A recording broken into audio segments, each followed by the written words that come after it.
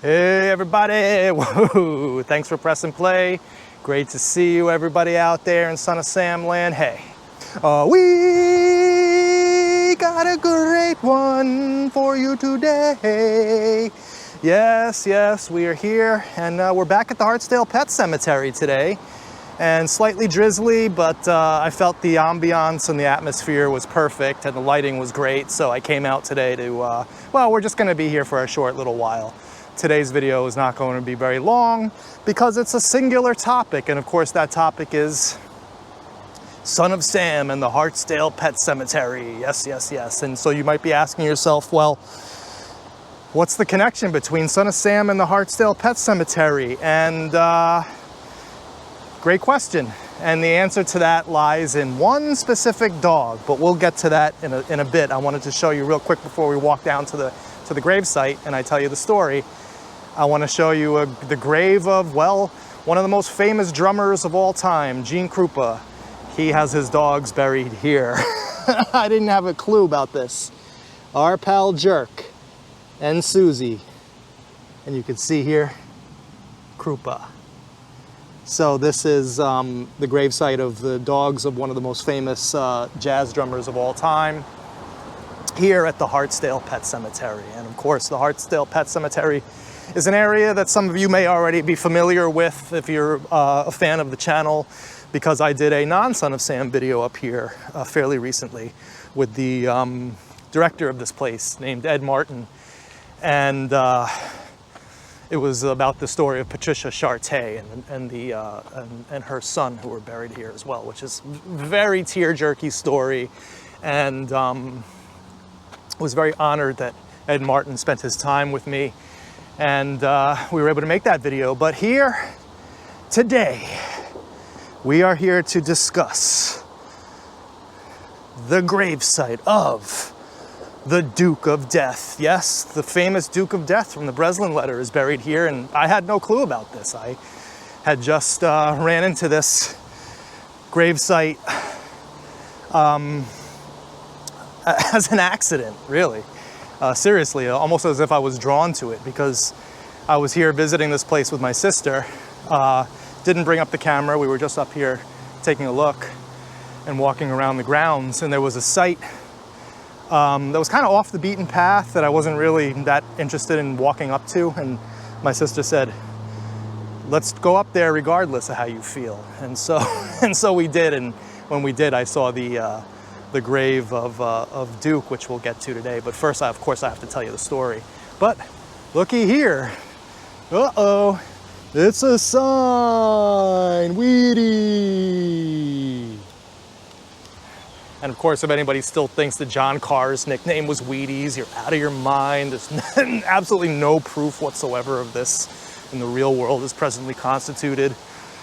But anyway, this place is amazing, and I'm glad to be up here. All right, so Duke.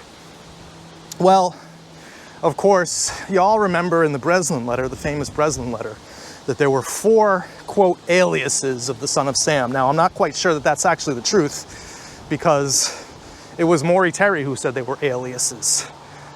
But he also said that there were accomplices in Son of Sam, and Berkowitz was a member of a satanic cult involved in all this. I mean, the lies. He said Moloch. He said Moloch. And Maria and Ken were real.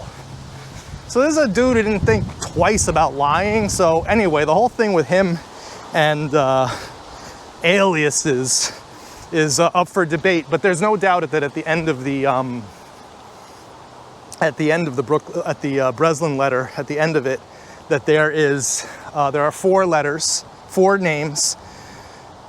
John Wheaties, rapist and suffocator of young girls, the 22 disciples of hell, and of course 2 names which really eluded explanation until we came along, and those were the Wicked King Wicker and the Duke of Death.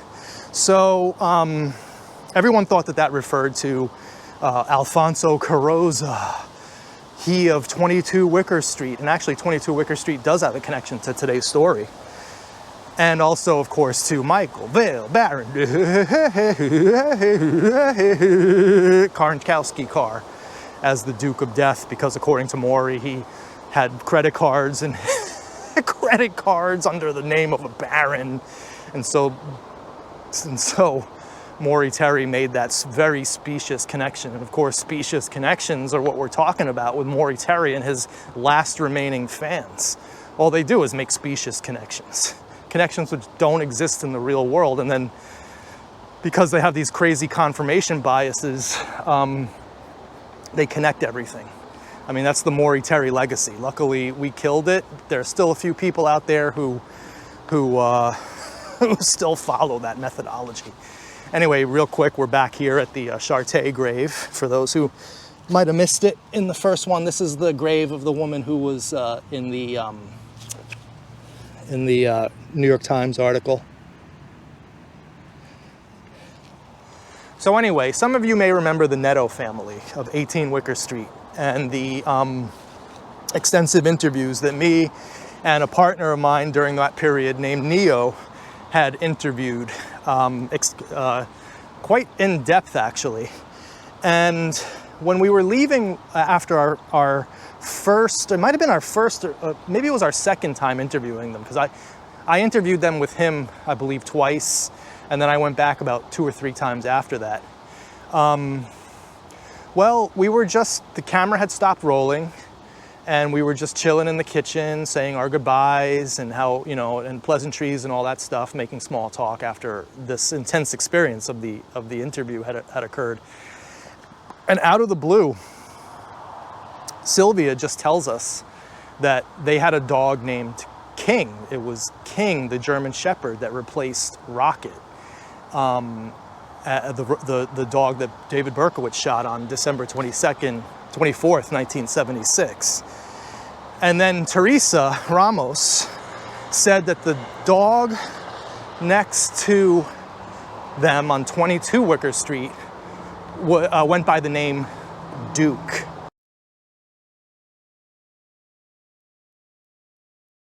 We speak to you. Duke is huge because it's a name in the letter. Oh wait, you know what? That didn't record. Sorry, duh.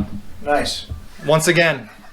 Teresa, you're on camera now. So there was a dog next door. What was the name of this dog? Duke. And what kind of dog was Duke? German Shepherd. So there was another German Shepherd named Duke on Wicker Street, living here during that time period, right? 75 to 77? Yes. So we have Duke, we have King. And of course, at that moment, it was like a lightning bolt had hit. It was like the skies had opened up and the hand of God himself had come down to touch us, to essentially make us realize that we had been thinking about this all wrong, that in fact those two names, the Wicked King Wicker and the Duke of Death, were indeed actually, and in reality, the names of the dogs. And it just stands to reason, because of course Berkowitz knew all these people's names. Looking in the phone book, I'm sure he hung around that area spying on these people, and he knew that the names of these dogs were King and Duke. And after all, I mean, think about it logically, guys. What are the chances that this would be coincidental? That Berkowitz is obsessed with 18 and 22 Wicker Street, that Berkowitz is obsessed with dogs and dog barkings, and that he names Wicked King Wicker and the Duke of Death in his letters to Breerland, and then there just happens to be two dogs named King and Duke. It's who live at 18 and 22 Wicker Street, respectively. So it's beyond the realm of possibility that that's a coincidence.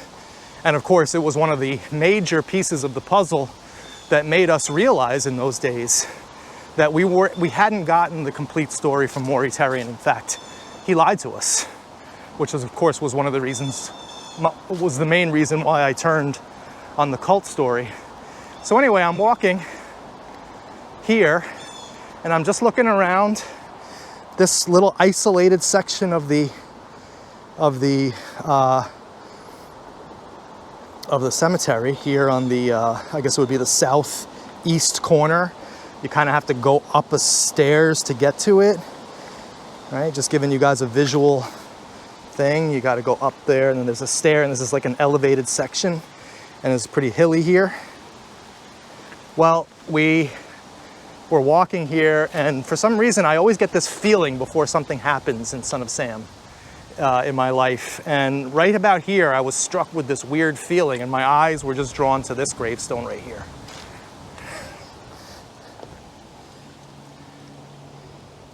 Duke, 1972 to 1987, faithful and true.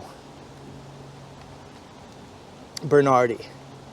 And of course with the picture here, which has made itself very well known on my thumbnails over the years.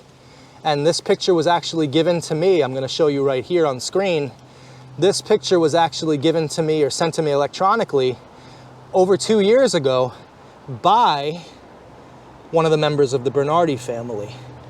So this is indeed right here, the Duke of Death, the final resting spot of the bane of David Berkowitz's existence. He hated this dog so much he actually named him in one of the Son of Sam letters. And I don't know what he named him for, but he named him in one of the Son of Sam letters. So what's interesting about this, of course, is that Neo and I had met with Mrs. Bernardi over 2 years ago. And we asked about Duke and confirmed that she did have a Duke, and she gave us the picture. And that was basically the extent of our conversation with her. Berkowitz had never actually done anything to 22 Wicker Street. He only wrote about how the souls of the dead were brought to the basements of 18 Wicker and 22 Wicker, and how they were resting spots for the souls of the dead that he killed. And he was actually quite spiritually sick too. He was talking about the souls get raped in the attic and then brought to the basement. And actually just really quite sick stuff. So it's like no matter where I go, guys, the freaking Son of Sam follows me no matter where I go. I didn't even want to come up to this spot. And I was just kind of like, my sister said, let's go up there. We're up here. We might as well go up to this little isolated spot too. And of course, this is where I find this grave of Duke. So there is indeed a connection between Son of Sam, the Son of Sam story, David Berkowitz's madness and insanity, and the Hartsdale Pet Cemetery.